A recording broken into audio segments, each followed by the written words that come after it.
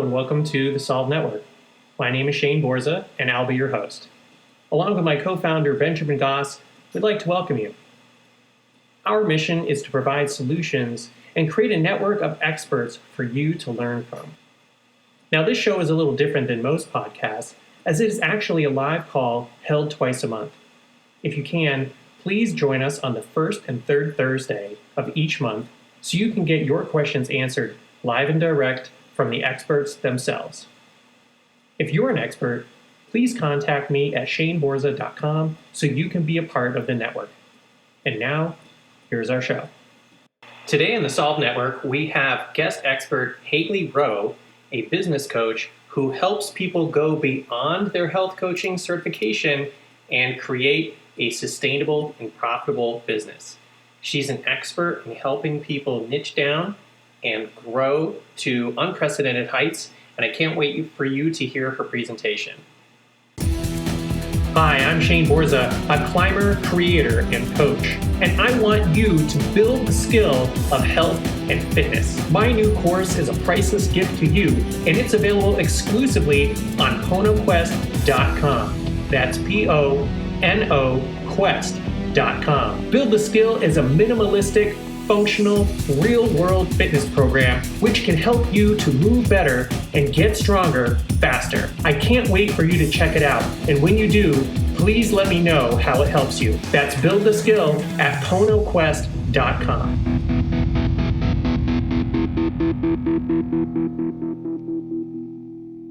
Today we're going to be talking about business practices that will help you grow your coaching or your service-based business in 2020. And I know most of the people watching this replay will probably be coaches, which is great. So we'll talk about where I started in my coaching business and what had to change in order to be doing better. So the first thing that I wanted to share with you guys is that I started out as a coach and in the wellness field in 2010, and I was in sales for fitness programs as well as a personal trainer and nutrition coach. And I really struggled in the beginning because you have to learn everything for the first time and wear so many different hats. And there was also a time in that period where I started working in business development and marketing because at health startups, because I wanted to learn what they were doing on the marketing side, because the certification programs didn't really teach me how to run my business in a modern day world with social media and everything. And obviously in 2010, that wasn't really a big deal. But as time went on, it started to become something, and I didn't know what I was doing. So the first section of my coaching business, I had only one uncommitted client at about $50 a session. And I realized something had to change. I felt like this old lady here. And obviously this is not a high quality photo, but I found it on the internet and I thought it was good. So I realized something had to change. And once, let me see if I can figure out my slide situation buttons. Okay, hold on. Okay, here we go. So this, got to make it full screen. This was my reality for a big chunk of my coaching business. I had a lot of clients say that they really wanted to start and they would commit. And then after I would get an email a few hours later, oh, I don't know, I'm getting cold feet. And then I would also have real trouble knowing how to speak to my ideal client because as a coach, and these days what I do, I'm a business and marketing coach for health and life coaches. I worked with a few other service providers like realtors and things like that, but mainly work with coaches. And but before that, when I was health coaching, I didn't know who I was speaking to. I was trying to be everything to everybody, and it was really hard for me to get clients. I had zero strategy behind my actions. I was hoping things would work. I downloaded all the free trainings and webinars, and I kept saying, I'll get help from a coach when I'm making more money, which for many people that is valid. But at the same time, I was just it was costing me because I kept having no framework and having squirrel brain and wanting to do everything all the time and getting nowhere. It's kind of like the saying where you have a vacuum, you're cleaning with your vacuum, but the vacuum's not plugged in. So then what happened was I hit a breaking point. And if you guys want to ever interrupt me as I go through the principles today, you can. But first, I'm just going to telling you my background so you know that I've struggled and you know that you can get to the other side of it. So I hit a breaking point. I was hamster wheeling, and I decided I had to make the choice first to believe in myself that I could do it as a coach, because part of me at the time didn't really think it was practical to be able to have a coaching business and be full-time, because everybody says, oh, you don't make any money. Oh, it's so hard. You can't work from home, blah, blah, blah. So first I had to change my mindset, but I also invested in courses and mentors, coaches, took big risks, and got education and got mentored by many entrepreneurs, soaked it all up. And once, I'm going to move on to the next slide if it lets me. Once I started to change my actions and invest in myself and get my mindset on point. Oops. Hey, James. I know James too. This is exciting. Hey. I literally just finished flying from Alaska to the East Coast. So I'm just getting into my sister's house. So thanks for presenting, Hailey. I'm so excited for this. Awesome. All right. Well, Jane did an awesome little intro talk at the beginning, which he'll do at the end again about what all this is.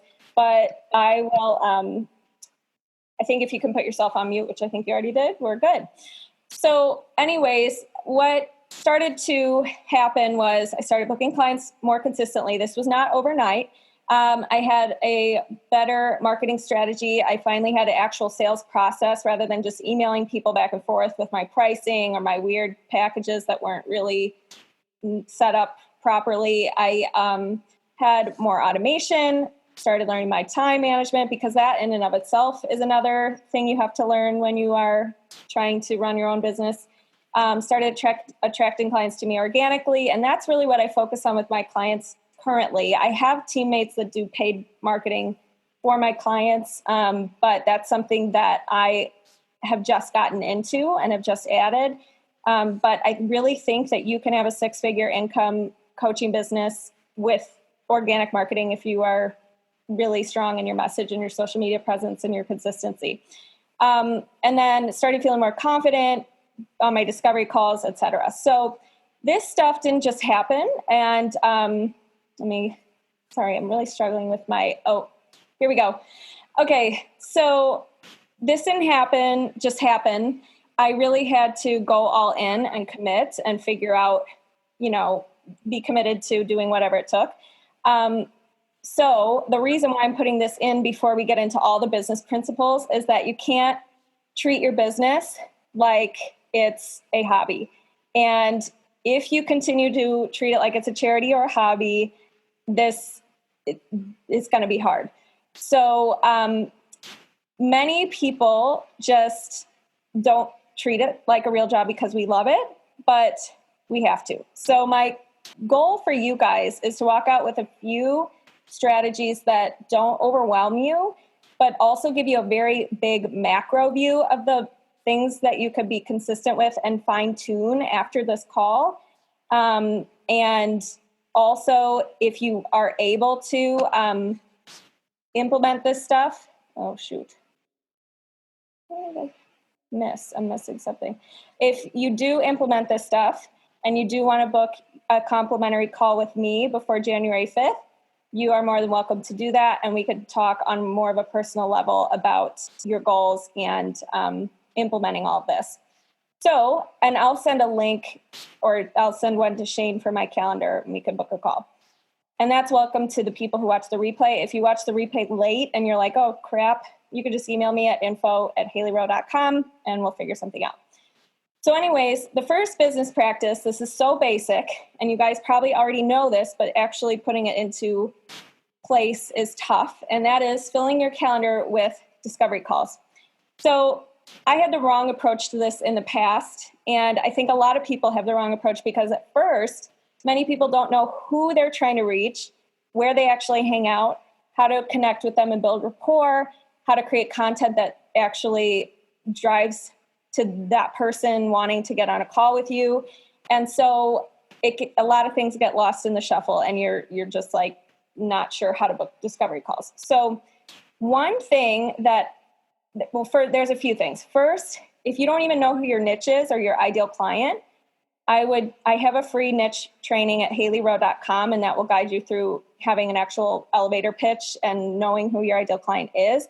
But once you know that, then you have to ask, okay, what Facebook groups are they in? What hashtags do they use? You can go to the search page on Instagram, for example, and we could talk more about that in the Q&A if you want, and search a certain hashtag your ideal client would use, find them, connect with them, follow them, send them a welcome message. You can, in Facebook groups, you can connect with others. You can, if you have past clients, keeping in touch with them. You can go to local networking networking events where your ideal client hangs out. Like there's part of it's just going where your client is. But then once you're there, how do you actually drive the relationship? And part of that is through growing your own community, growing your own social media presence, and having content that drives people to connect with you. So for example, here's just one takeaway, because I'm not going to overwhelm everybody, but one thing you could do next week if you wanted is post a picture of you and use hashtags that your ideal client would use on your public profiles, and have a post that says, I have 5 spots open this week, first come, first serve, and then whatever you offer. So it could be a nutrition consult, it could be an end of the year goal setting session, it could be a sleep jumpstart call if you're a sleep coach, it could be whatever, a relationship if you're a relationship coach, something around that. But basically you want to say I have 5 spots open, first come, first serve. And the goal here, because that's not attracting technically, we don't know if they're qualified leads or not, but the key for you first, if you're not even having discovery calls on a weekly basis or any calls whatsoever, the key first is getting you volume, and then we can refine and figure out, okay, what's going well, what's not going well, what are they saying, how can we fine tune this? Because many people don't even have any practice. They don't have any calls in their calendar. And at the end of the day, it's just, if you want to be having a predictable, successful coaching business, it's a lot of numbers, and you have to know what's my conversion rate? How many calls am I having with unqualified leads? What are the common objections that are coming up, and how can I better deal with that? So the first key is just volume, and these calls don't necessarily have to be what we call discovery calls, which are more like, okay, let's actually see if we can work together. They don't have to be sales calls in the beginning. It could be a short call of you giving value, you seeing if somebody is a potential client and if they want to work with you, and then you can schedule a discovery call or go into it if you feel prepared and know how to do that. So that's just one thing you can do right now to start filling your calendar with more discovery calls. And I would also just set up the discipline, if we're talking about business principles, set up the discipline of setting aside time every day to connect personally with people, with your ideal client. So whether that's sending a nice message, whether that's if you guys left off on a conversation talking about how they said in your Facebook group or on your social media posts that they struggle with overeating, and you send them a video you made that was about overeating and you thought of them, like, be a thoughtful person and keep doing that kind of stuff and keep track of who you've been in touch with, when to follow up, and eventually you can lead that to a call if they feel like they want to do that. So just a few quick other ideas. You can also you can get lead gen done for you if you wanted, which you can, if you have questions about, you can ask me. I've started doing that, and that's great, but also it's, you have to pay for it. So it's all about your conversion rate and all that stuff. So you have to know that by the time you start doing paid lead gen. Anyways, you can also do local mailings. Like, there's so many things you can do, but the main point after this session is just do that one post, and hopefully that helps. Okay, so let's talk about the next business practice that you want to get good at. That's actually being really awesome at discovery calls. So when I say discovery calls, like I said, that just means an actual call, presenting your packages, asking questions about what they're looking for and seeing how you guys can work together. And what I like to say about sales, what happens to most coaches on these calls is as soon as, oh no, it's expensive. Oh no, this is scary. Oh no, the timing's not right. Most coaches run away and they don't actually find a solution for the client. And our job as coaches, and I'm actually going to, I'm so bummed. Here it is. Okay. As coaches, our job is to find solutions for our clients. And so if they get off the phone and they've only gotten a few free tips. We all know those who pay attention, and we don't usually implement and use free tips to change our life. So as Dan Sullivan says, this is how I view sales, and this is how I would highly recommend you view sales if you want to see it in a less, if you want to get rid of your poor sales mindset. And that is, selling is getting somebody intellectually engaged in a future result that is good for them and getting them to emotionally commit to take action to achieve that result. So when it comes to selling, notice that it says it's good for them. So if they come on a call, obviously you have to know if they're a good fit, but if they come on a call and they're saying to you, I really want to be able to lose 5 pounds. I've been trying to do this for 6 years. 5 pounds might not be a big enough struggle, but okay, I've been trying to lose 25 pounds. I want to play with my kids. I feel disgusting. It's been 6 years, right? So they're saying that it would be good for them to have accountability. They want to change this. And so if you as the coach aren't willing to investigate their concerns, their fears, their objections, and find solutions for them or work through them with them, then that's where many coaches start to see trouble and struggle. So one of the things that I would recommend, there's a few parts to this. Part of succeeding on discovery calls is having enough pre-framing, meaning having enough relationship building and an educated client coming into the discovery call. So if you have not yet created some kind of email, for example, or that has like testimonials maybe, and it says what to expect on the call, and maybe sends one of your best pieces of content that's super valuable and maybe overcomes in a icky way, but overcomes some of the common objections that your clients have. Maybe you did a mindset video about why, why getting outside your comfort zone is a good thing, and you're kind of addressing some of the common fears that your clients have, and you send that to them. That's a good step in the right direction. If you don't have social proof yet, remember what we talked about in the last slide, where you can do the 5 free calls, give them a free mini session, and start gathering testimonials from that if they don't want to have a discovery call or anything. So anyways, that's the first step. The second step is being able to overcome objections. So I'm going to pause. I don't know what the structure usually is for this type of call, but I'm going to pause and I'm going to see, does anybody have a common objection that your ideal clients always say, or any questions about how to run a discovery call or common struggles that you're having in that area? Hey, Hailey, this is James. So I don't know if you're familiar with a website called bark.com, but no. I've been buying leads off of Bark. And one of the challenges that sometimes comes up is having a lead reply asking for a quote before we have jumped on a call. Yeah, that's a very good point. So there's a lot of coaches have different views on this. Is your question, what do you do in that situation? Or, sorry, I didn't mean to cut you off. No, you're fine. So yeah, I'm just wondering how you recommend handling that. The way that I've currently handled it is I kind of reply to their question with a question that is geared toward inquiry to see like what their experience is, what they're hoping to get out of coaching, etc. But I did have someone reply recently that made it very clear. They're like, I understand, but price is going to be an issue. So what's your price? So basically I quoted her, and the other thing is she was looking for coaching for her husband, which is another common occurrence on Bark that I don't really, you buy leads sometimes and then discover they're looking for a coach for someone else. Mm-hmm. So anyway, frustrating. But anyway, I'm curious how you would reply to the cost inquiry.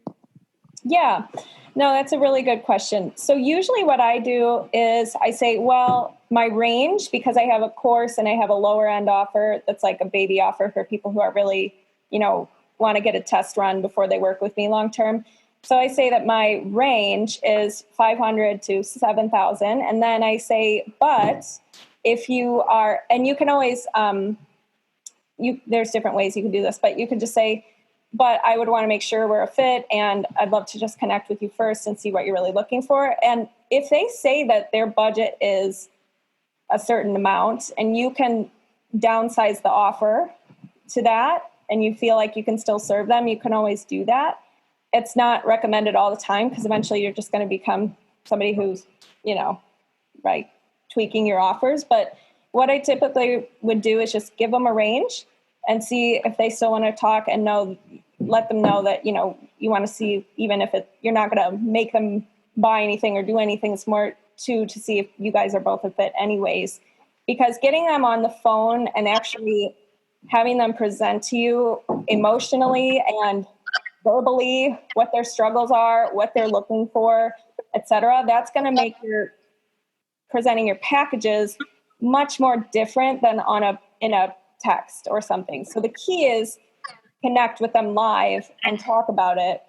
But if they say in the beginning, just up front, they're truly not ready, or they're really, really out, you're really out of their budget, that's, you don't want to maybe take the call. So does that help, just giving them a range?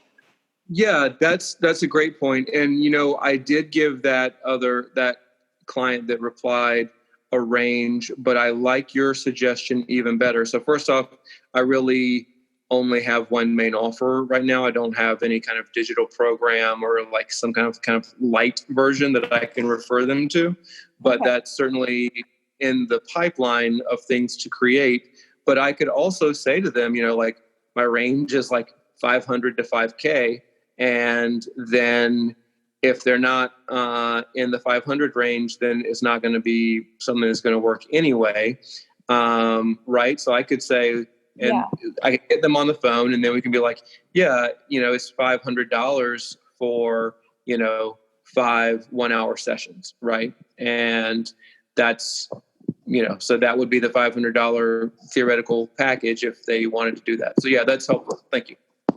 Yeah. And there's one thing that happens, because sometimes it's part of it too, is just their belief in themselves or their beliefs about the price. Like, they don't think they're going to be really serious about it.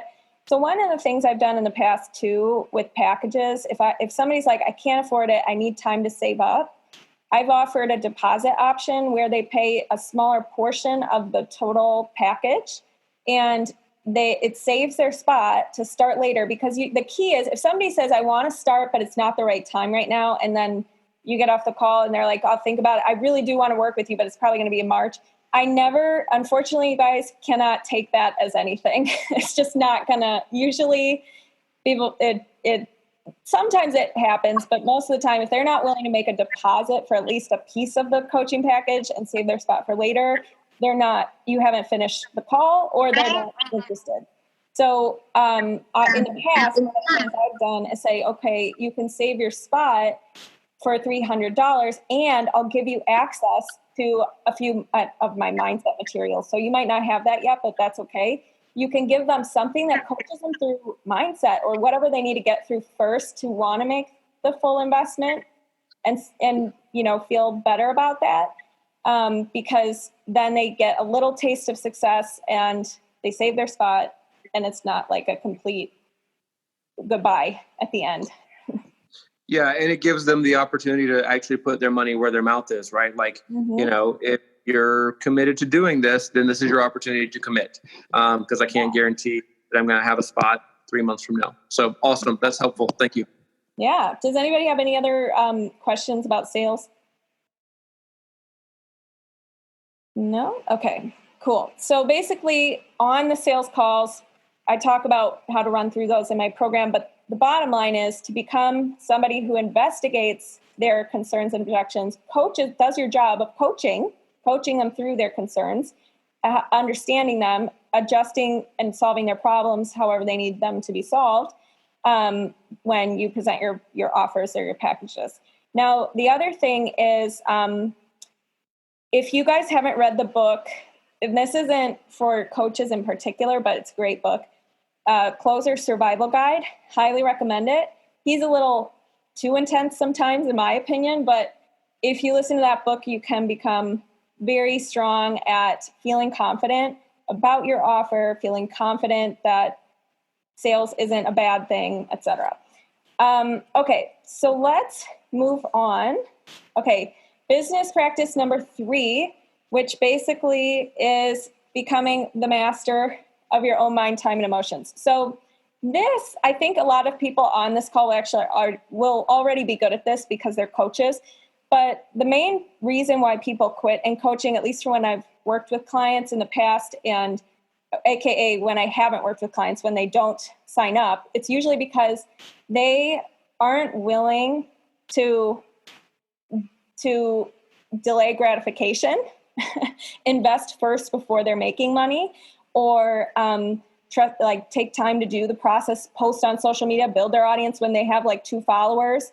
Most people aren't willing to keep showing up when they don't see the actual results. So we have to be really good as business owners at constantly not drifting and staying on our path. So the things that have allowed me, or the principles, I guess, that have allowed me to stay on path is, if you guys haven't ever used, when it comes to time and managing your own time, if you haven't ever used the app called Toggl, it's Toggl.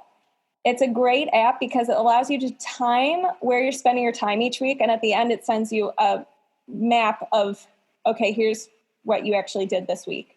So it's free. And that's something you should do if you're like, no, I'm not getting results. I feel like I'm doing a lot. And then you time yourself and you realize, oh, wow, social media is leading to no results. I need to figure out what's going on there. Oh, I spent 7 hours on discovery calls and I booked only 1 client. Okay, what's the conversion rate? Blah, blah, blah. So just paying attention to that is really important. When it comes to your own mindset, we have to be used to, dealing with rejection, showing up, we have to keep showing up. So one of the things I tell my clients, because sometimes they have a call and they feel bummed because they really wanted to work with a client, for example.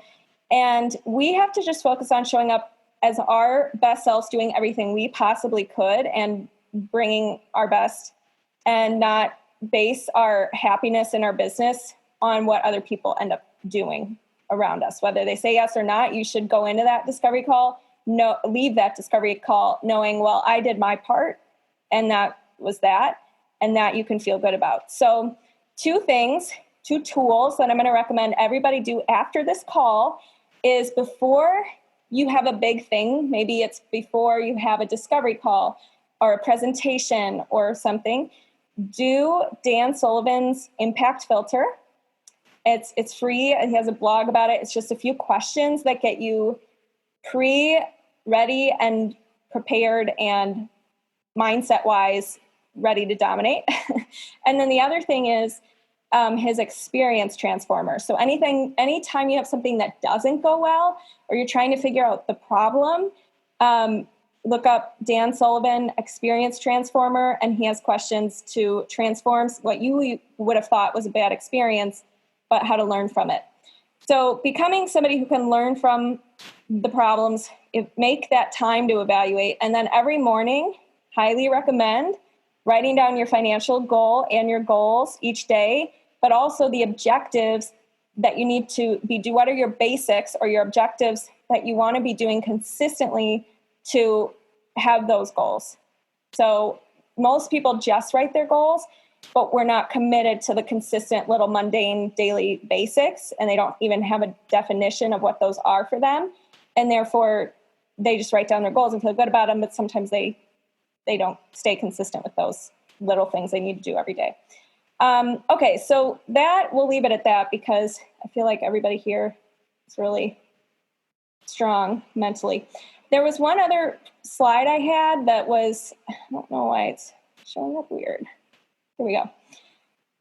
Value creation. This is basically how you create your content. And I think we could talk about this for like 2 hours, but I think the one thing I'll leave you all with that has helped me know a template for being a better content creator, because part of me used to feel like I was putting out all these tips and that I had to be giving out all this tactical strategy tips all the time in order to get business. And I found that that's really not true, unfortunately. And I'm shifting into doing this bite-sized little things, repurposing one piece of content that's, longer into tiny things that people can pick up on and take away, because everybody has such a short attention span. But here's the other big takeaway. It's not about the tips. It's actually about changing people's beliefs and the pre-framing that has to go on before they feel the confidence to get on a call with you. So you actually have to be talking about the benefits of just a free call with you, not your program all the time. And you also have to be talking about, for example, with the beliefs, here's a framework you can use. So for example, present a belief that your ideal client has. So let's say you're a coach for busy moms and you help them with their health and wellness and stress. And they all feel, because you've talked to many of them, that it's really selfish to take care of yourself as a mom, invest in yourself as a mom, because you should be doing that for your family all the time. So maybe you have a headline that says, can't seem to relax without being down, without feeling mom guilt or something. And then you affirm that you understand this belief. So in other words, our society makes us sound like we need to be the perfect PTO mom. We need to be, whatever else you can say about how our society has these high demands on busy moms. And then you can discredit the belief. So you can say something like, well, so-and-so, insert some celebrity, is a mom, but she has a staff of 5 people and her family still likes her or something, something to discredit the belief. My examples are always pretty bad on the spot. Then you can give a tip or two or a piece of encouragement to help shift the belief that it's not selfish to take care of yourself as a mom. And then you have your call to action. Comment below, what is your biggest, guilty pleasure or something. And the key with value creation is to get people to talk to you. You want to be the type of person with your content who, when you call, they pick up the phone. And this is something hard to balance sometimes, but we all know the people who call you and you don't want to pick up the phone because they're going to be asking for something, or it's going to be something really long and intense or dramatic. And right. So you want to have that balance of, I want to be the person who they want to pick up my phone calls, and inviting conversation, because once you have the conversation with them privately or in your comment section, then you can start to support them further, learn more about them, etc. So I'm almost done with this and we can open it up to questions. After this, because everybody's different and everybody has a different situation they're in right now with their coaching business. But one exercise I just learned from the book, Everything's Figureoutable by Marie Forleo, is write down all your ideas about wouldn't it be cool if. And these are not just wouldn't it be cool if I lived in Paris and traveled the world or whatever. This is also in your business practices. Wouldn't it be cool if I didn't have to create my own content and I had somebody repurposing it for me? Wouldn't it be cool if I could sell a blank dollar package for the first time? Wouldn't it be cool if I could hit 5-figure income months consistently this year? Whatever it is for you, but make sure, because your personal principles that are going to be the most important for you are going to be derived from that list. So if you wrote down, well, wouldn't it be cool if I had somebody who could repurpose my content, then your focus needs to be that for right now, finding somebody, hiring somebody, etc. So it's just a cool exercise because not everybody is going to have the exact same daily principles that they need to do. So that's something I would invite you to do. Okay, last thing, just a reminder, I'll put this link in the email after this. And if you book your call before January 5th using this calendar, you get two free bonuses, which are 2 5-day training courses, how I tripled my clients in 30 days, and how to book 3 discovery calls using Instagram. So this part about the form, it's just the Calendly link. And you can get early bird pricing if you do this Calendly booking before the deadline. Okay, does anybody have any questions? Oh, this is what, if you don't follow principles and you just keep aimlessly hoping and wandering in your business, this is what everybody continues. When I talk to coaches, these are the common phrases that come up. Analysis paralysis, aimless hustle, not knowing if my program will sell, hoping, squirrel brain, and shiny object syndrome. So just if you feel like this is you and this is happening consistently, just try to hone in on what your daily principles are and use some of the things we talked about today. And I hope that that helps. All right, so I will stop sharing my screen and open it up to questions. Thanks, Hailey. I'm just going to jump in for a moment. Yeah. So we have about 30 minutes. If anyone would like to ask questions, please do so. Or if anyone wants to jump in, sometimes we will kind of start a question which will lead into like another discussion, so we have plenty of time. We're able to be flexible and use this time in any way that we want. So first, I just want to say thank you for that. I was taking notes like crazy, so you had a lot of great content there. So anyone who is listening, we will be emailing this out with the notes. So if you would like to contact us, you can go to thesolvenetwork.com and you can contact us and we'll send that out. I see that there's also some chat questions. So are you able to see those, Hailey? Yeah, I am. Okay. So first, for the people who watch the replay, I'm going to answer Liz's question, but I want to say something because Liz and Audrey are loyal people in my Facebook group, and I'm very, very grateful for them. And these are 2 ladies who were a part of my 5-day challenge in the past, and that will both be working with me in 2020 because I used the sales thing, meaning I don't give up on people, and they really want this they want their coaching business to take off. And I've just kept in touch. And so as coaches, it's all about relationships. Yes, Audrey says it. It's about relationships. And I don't see it. I check in. So people watching the replay, it does work. And it's not to get them to be your client necessarily, because I'm all about my community too. Like, honestly, I show up every week in there, give away a lot of stuff for free. I literally love what I do. But it's also, if you have a client who you can support and who's lovely, you want to keep in touch with them and serve. So anyways, just wanted to use that example so people can see a live example of this. So Liz said, is having a 5-day challenge to get clients a good idea? Yes. Yes and no. So Liz, I've had good challenges and I've had bad challenges. When I have bad challenges, and what she's talking about are Facebook challenges, meaning you go live in your Facebook group or your Facebook page. It's usually better in a group because pages, unless you're going to be using ads and you want to get insights about your videos and how they perform before you do ads, that's what your page is for. But most of the time you do it in a group and you go live maybe 3 or 5 days in a row on some topic. You do a training and you talk more about your program. It's like a big launch, exciting thing at the end. And you tease your program throughout and you have testimonials and all this stuff. So that's kind of what a challenge is. Is having one good? Yes and no. So the bad ones that I had, these were the ones that weren't as good, had bad titles. So they weren't delivering a very small, not small, but like very tangible, specific result at the end. So my last group challenge was how to book 3 discovery calls using Instagram.